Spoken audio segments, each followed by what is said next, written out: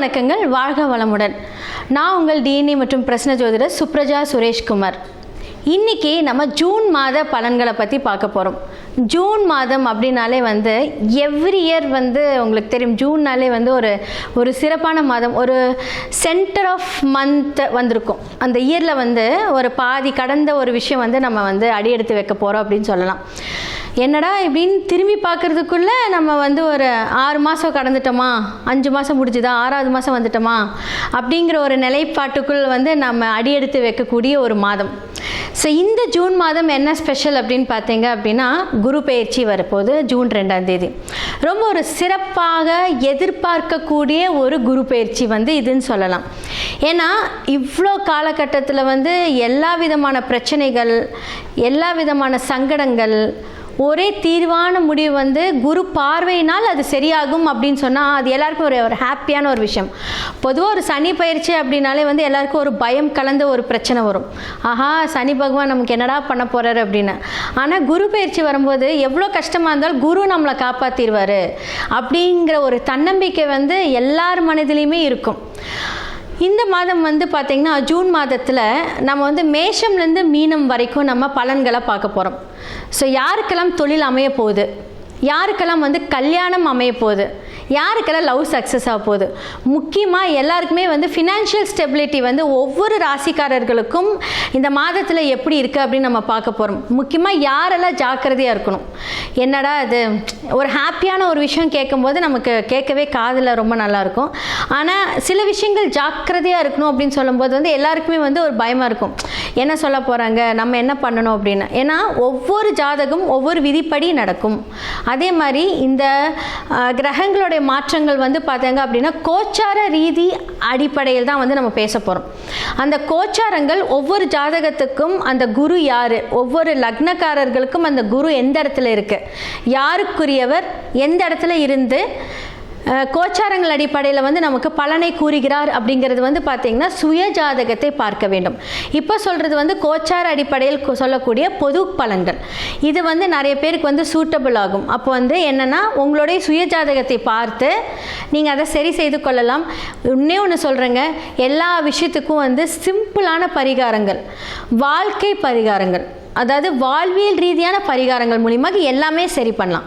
So இப்போ மேஷம்லேருந்து மீனம் வரைக்கும் பார்க்கலாம். மீன ராசி மற்றும் லக்னக்காரர்களுக்கு இந்த ஜூன் மாதம் எப்படி இருக்க போகுது? ஜென்ம சனி காலில் அடிபட்டுக்கிட்டே இருக்கும், முட்டிக்கு கீழே அடிபட்டுக்கிட்டே இருக்கும், பாதத்தில் அடிபட்டுக்கிட்டே இருக்கும். அதே மாதிரி பார்த்திங்கன்னா நெஞ்சு படபடக்க இருக்கிறது, கெட்ட கனவுகள். ஃபஸ்ட்டு என்ன ப்ராப்ளம் ஆகும்னு சொல்கிறதுக்கப்புறம் என்ன நல்லதாகும் நான் சொல்லிடுறேன். இதெல்லாமே இந்த காலகட்டத்தில் இருக்கும். ரொம்ப தூக்கமே இருக்காது, தூக்கமெல்லாம் போச்சுன்னே வச்சுக்கோங்க, நல்லா தூங்கிட்டு இருந்திருப்பீங்க. ஏன்னா மீனம் கொஞ்சம் சொகுசாக இருக்கக்கூடிய ஒரு ராசி தான். எவ்வளோ அடிபட்டாலும் அப்பாடா அப்படின்ட்டு எந்திரிக்கக்கூடிய ஒரு ராசி தான். ரொம்ப அன்பானவர்கள், நல்லவர்கள். ஆனாலும் இந்த காலகட்டத்தில் சோதனைகள் இருந்திருக்கும். ஒரு உடல் உபாதைகள் வந்துக்கிட்டே இருக்கு. ஏன்னா ஜென்ம சனி அப்படியே சும்மாவே விடாது. அப்போது என்னென்னா லக்னாதிபதி 5க்கு போகிறார். சூப்பர். பூர்வீக சம்மந்தப்பட்ட சொத்துக்கள் கிடைக்கும். ஹெல்த்து தான் பாதிக்கும், மற்றபடி பார்த்திங்கன்னா சூப்பரான ஒரு ஜாக்பாட்டு தான் இந்த மாதத்துலேருந்து உங்களுக்கு எல்லாமே செம்மையாக ஸ்டார்ட் ஆக போகுது. உங்கள் பூர்வீகத்தில் ஒரு கன்ஸ்ட்ரக்ஷனோ இல்லை ரெனோவேஷனோ எல்லாம் கண்டிப்பாக பண்ணியிருப்பீங்க. இல்லை பூர்வீக சொத்துக்களில் பாகங்கள் பிரித்து உங்களுக்கு பண வரவு ஏதாவது ஒரு வகையில் உங்களுக்கு குரு நல்லது செய்வார். தொழில் மேம்பட போகுது. கஷ்டங்கள் ஹார்ட் ஒர்க் பண்ணி அந்த தொழிலை நீங்கள் பெருசு பண்ண போகிறீங்க. சூப்பராக இருக்க போகுது மீனத்துக்கெல்லாம்.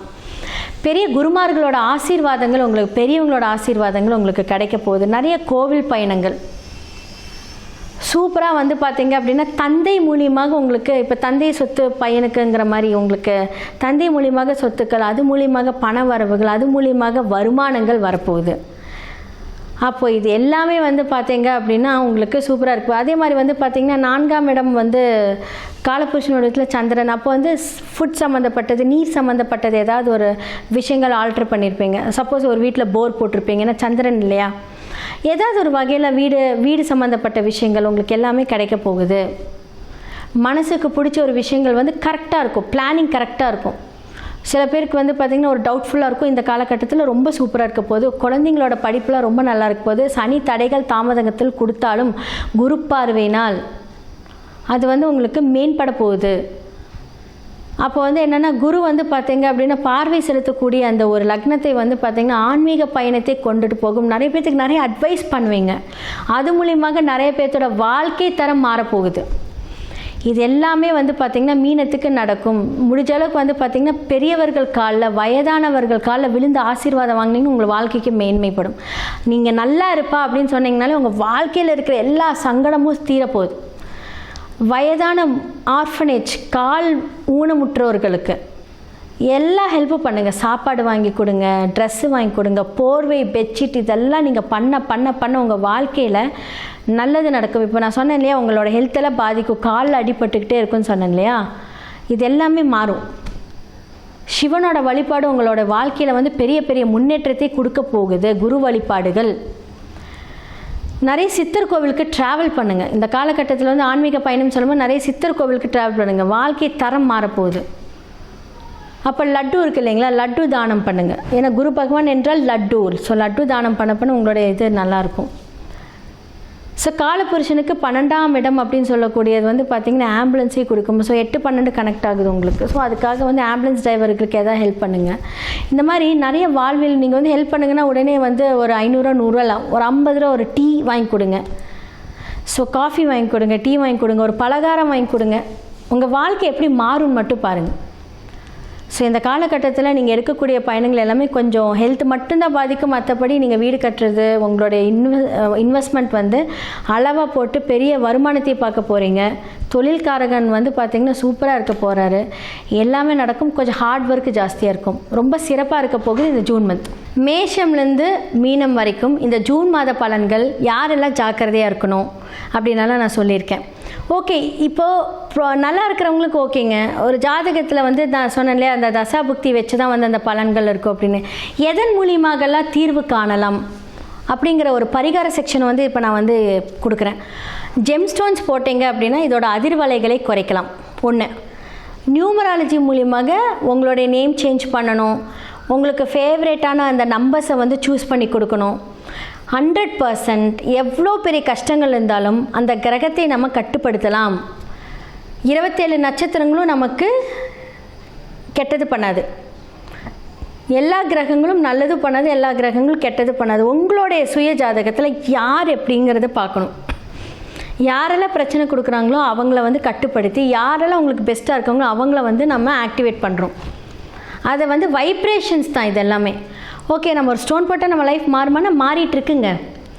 நிறைய பேர்த்தோட வாழ்க்கை மாறிட்டுருக்கு. நாங்கள் வந்து பார்த்திங்கன்னா அவ்வளோ சூப்பராக பண்ணி கொடுத்துட்ருக்கோம். அடுத்ததான் வந்து பார்த்திங்கன்னா நியூமராலஜி மூலியமாக நிறையா மாற்றங்கள்.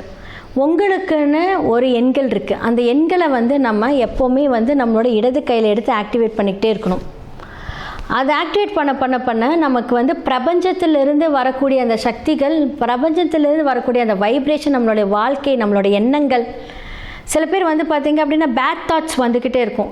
போனால் ஆக்சிடென்ட் ஆகிடுமா, நம்ம போனால் செத்துருவோமா, நமக்கு இப்படியா அப்படியா, அந்த தாட் எல்லாமே என்ன பண்ணும், கண்ட்ரோல் பண்ணும். அது நீங்கள் கிடையாது, உங்களுடைய கிரகங்கள் தான் அதை வந்து இது பண்ணுறது.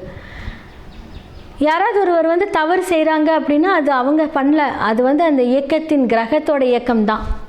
நான் தான் சொன்னேன் இல்லையா, சில கிரகங்கள் வேதகனாகவும் செயல்படும். அதை வந்து நம்ம வந்து பார்த்து அந்த வேதகனை டீஆக்டிவேட் பண்ணி நமக்கு யாரெல்லாம் ஃப்ரெண்ட்ஷிப்பாக இருக்கக்கூடிய கிரகங்களை ஆக்டிவேட் பண்ணணும்.